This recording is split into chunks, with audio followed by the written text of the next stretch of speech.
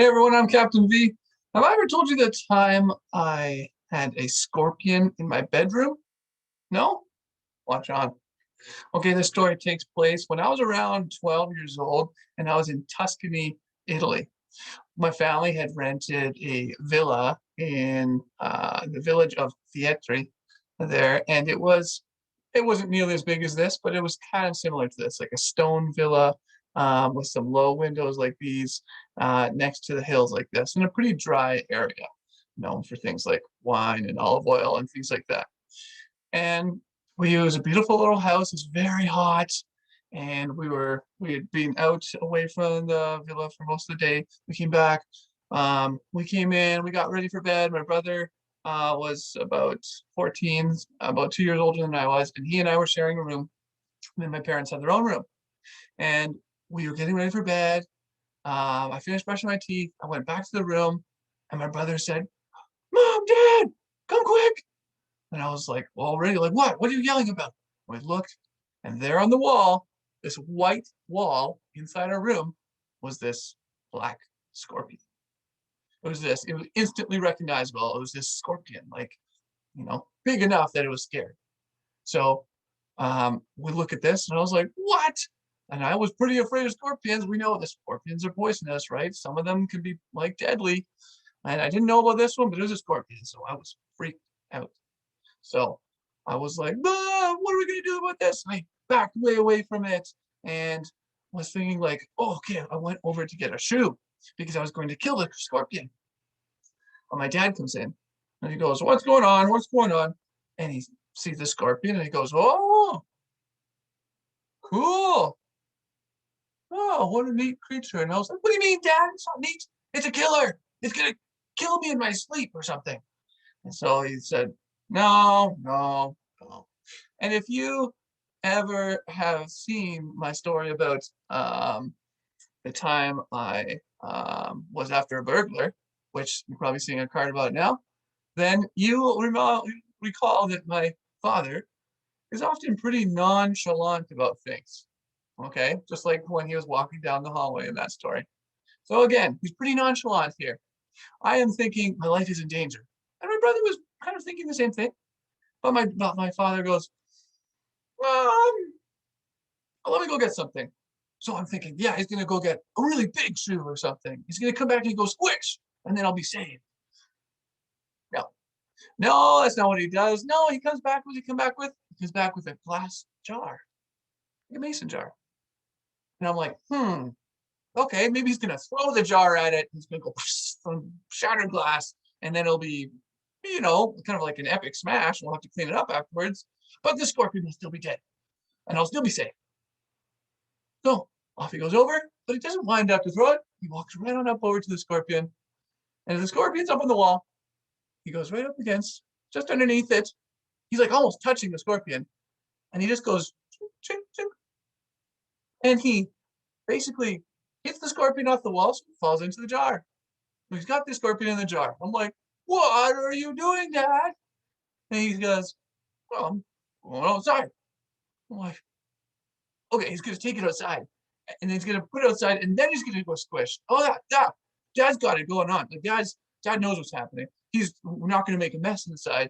He'll take it outside, and then he'll kill the scorpion outside, and then there'll be no mess, and we're all done. Okay, so we all follow him out the doors. Okay, comes out the door like this, comes out off into. We didn't have like a nice big patio like this. There's a little patio, and then kind of the car was right there in the dirt. And he goes out into the dirt, and he goes, ching, ching, ching. And he dumps the scorpion out. And then I'm thinking, okay, what's he gonna kill it with? He turns around and he goes, all right, let's go back in. And I'm like, what do you mean? Aren't you gonna kill it? He says, oh, no, no. No, why would I kill it? It'll be fine. It'll go off away from here. And I'm like, no, it won't. It's gonna come back in. And I had a window like this. It was only a few feet up off of the ground. And it didn't have glass. It was just an open air window with a few bars across it in kind of like a hashtag kind of fashion. So there was nothing to prevent the scorpion from coming in. They could just crawl up this wall here, and come right back into my bedroom. And Dad only dumped it out like 8, 10 feet away from there in the first place. So I'm losing it. I'm like, what? What? Aren't you gonna kill it, Dad? Can I kill it? And he says, no, no, Captain V, don't kill it. No, let it be. I'm like, oh, oh. So I'm shocked. Back inside I go, and I'm kind of like, something's gotta give here. I'm kind of like, you know, losing it a little bit, a little wiggly. And then keep in mind, I'm just about to go to bed. Right? This is when I should be the most tired possible. And be nice and calm. But instead, I'm at 110%. Right? And although I dislike that phrase, I'm above my maximum operating level. I am kind of like I'm jittery with nervousness. So Dad goes off to bed. Mom and Dad go off to bed. And then my brother and I are now in our room like this. So we have two single beds. We're against either wall. And where is my bed? My bed is against this wall with the window that the scorpion is closest to. So what do? Well, I last about 2 minutes, a whole 2 minutes before I start thinking, that's it. I got to do something to protect myself or I'm going to die in my sleep. The scorpion's going to come in the middle of the night. It's going to walk all onto me and then it'll sting me. And I might not even notice because I'll be asleep and then I'll die in my sleep and I'll just never wake up again. So that's what I'm thinking. I'm thinking, oh, what am I going to do about this? So 12-year-old Captain V goes ahead and thinks, I know. If I put on more clothes, it won't be able to sting through my clothes. So I'll put on a whole bunch of clothes and then there won't be anything left for it to sting. And it won't be able to sting me. Yes. Okay. So that's my plan. So I don't put on one extra shirt like this and then this.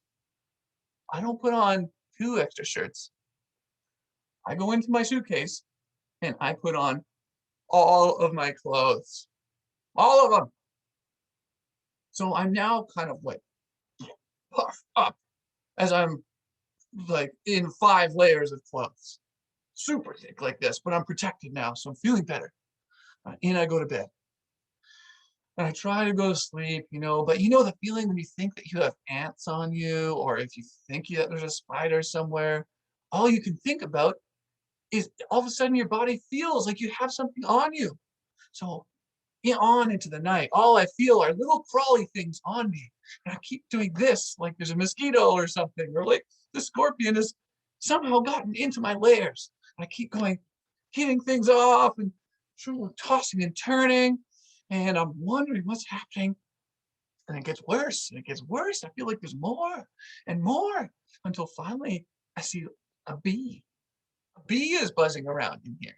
I'm like, what? How did this bee get in? Why isn't the bee going to sleep? It's the nighttime. And then there's another bee, and then another bee. And then finally, there's a swarm of bees in the room. And I'm calling over to my brother about do something about these bees. And my brother's just kind of tossing and being like, no, don't worry about it. He's not even fazed by them. But there's bees everywhere in the room. They're buzzing all around, and I can swatting away at them. This goes on for half an hour, an hour. It's now in the middle of the night. It's like midnight, 1 a.m. And I'm fighting off all these insects, and there's bees swarming everywhere. And I'm finally like hitting them off me, and I realize that I'm really sweaty. I'm really, really sweating. I'm moist all over my head and things like that. And I'm finally trying to get rid of all these bees. They're not stinging me, but I'm just fending them off just in time. And I finally realize I've started to enter heat stroke or heat exhaustion. Of that, there was no swarm of bees at all. There was no spider, there were no ants, there was not even a scorpion. But it was about 35 degrees back during the day, and only about, still about 25 degrees Celsius at night. It was hot. There was no air conditioning, and the stone kept the heat in, maybe even 30 degrees at night in this villa. and I had on 5 layers of clothes. That was a recipe for overheating, and I did, and on into the night, I got hotter and hotter and hotter until I was starting to overheat, and it was making me hallucinate as I was suffering from heat exhaustion. So all of these bugs were hallucinations that my mind had created as I was starting to gradually go insane.